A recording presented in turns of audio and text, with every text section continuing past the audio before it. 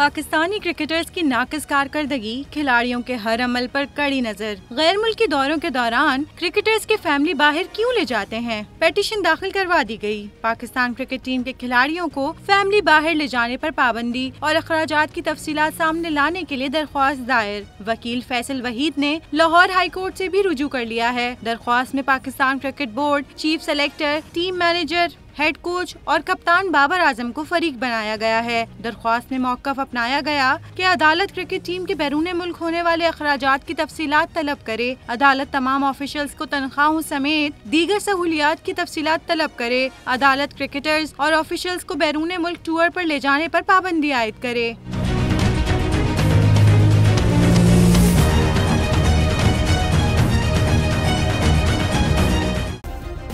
Subscribe करें और bell दबाएं ताकि कोई खबर रह न जाए।